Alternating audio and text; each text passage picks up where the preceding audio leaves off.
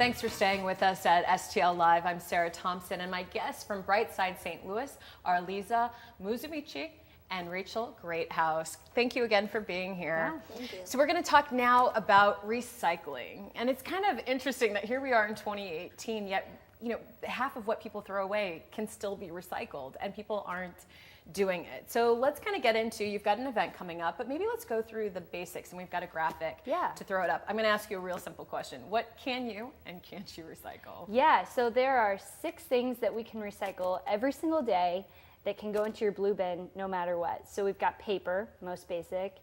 We've got cardboard, and we always ask that to be flattened, of course, because that makes the most space in your roll cart, your recycling roll cart, your recycling dumpster. Okay. So it saves space for neighbors. You've got your plastic bottles and containers. You can leave the caps right back on once the liquids or the items are empty from that. Okay. Glass bottles and jars.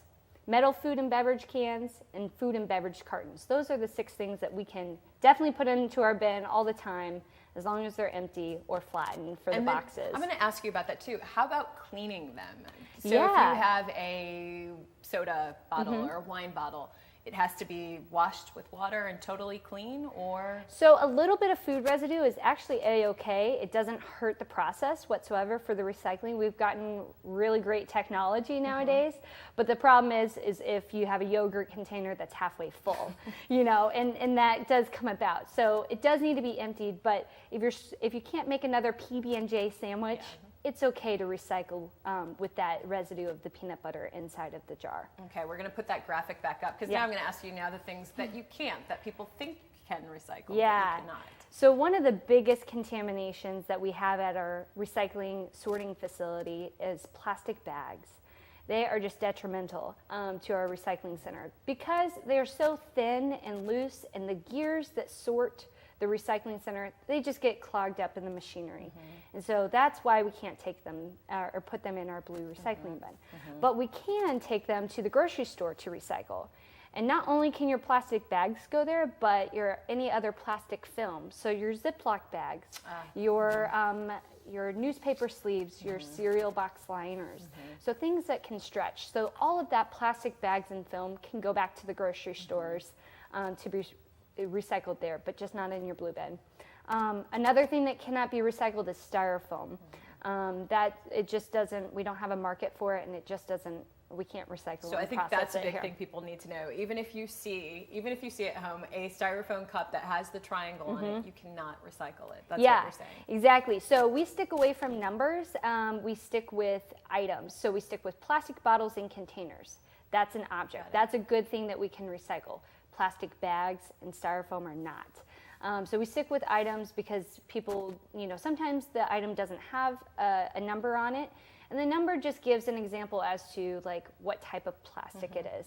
So it's not telling you if it's recyclable or not. Okay. Another item that we can't recycle is sharps and needles, and it seems like an odd thing to put onto our messaging, but many people who use sharps and needles, maybe they're diabetic, they fill them up in a milk container and then put the cap on and recycle that. While the milk container would have been recyclable, it's now not because it's filled with hazardous material. And then the last thing being food waste. Tell me about this Unstash That Trash that's coming up. Yeah, so Unstash That Trash is an event that's been going on for 4 years now. This will be its 4th year coming up, and it's happening on Saturday, September 15th from 10 a.m. to 2 p.m. at the William J. Harrison Education Center. So this is an opportunity for people to bring their items that you can't normally put into your blue recycling dumpster, and that you can bring to be recycled or reused at this event. So we've got a clothing recycler, we've got a Walgreens bringing prescription medication, we've got electronics, we have a company being able to shred paper on site. So there's going to be many more opportunities throughout the year to do this. We're looking to hold quarterly events, but this next one is coming up in September. We just had one in June, so it was a really good time, and we're looking forward to keep things out of the landfill and into, you know, recycling, into proper channels of recycling. Not everything can go in your blue bin. No, such an important event because people hang clothes. They just don't know what to do with them. A lot of it is just like public service awareness, and people don't know what to do with it. So this is great. Thank you for sharing that information. We're going to show it up on the screen for you very quickly so you can write down that date. It's Saturday, September 15th. If you have just like mounds of clothes that you've put down in your basement or stashed away in your closet that you want to get rid of, but sustainably and responsibly, go to this event, as well as old TVs, some of the things that Rachel was talking about. For more information, you can go to STL City Recycles. No, that's the Facebook handle, but you can go to your website and get more information about what people can recycle there. Again, that's Saturday, September 15th.